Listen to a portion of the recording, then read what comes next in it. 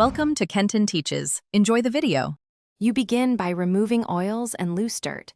Scrub the surface with warm water and mild detergent, then dry with a microfiber cloth.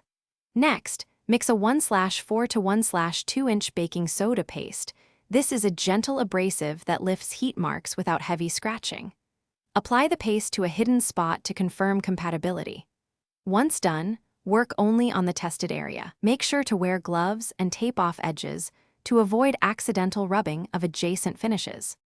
You now attack the heat marks with controlled abrasion.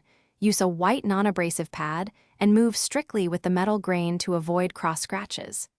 If the baking soda paste isn't enough, switch to a 2-to-1 baking soda to water mix or a dedicated stainless polish.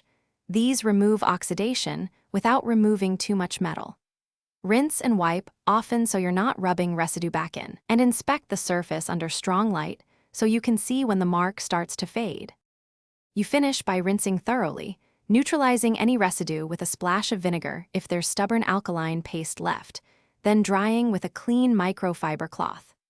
Buff gently to restore the original sheen and apply a light film of mineral oil or a stainless protectant to slow future reoxidation.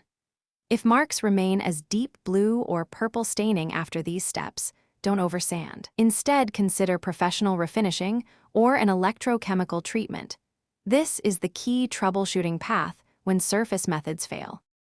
Thanks for watching. Please subscribe if this video was helpful.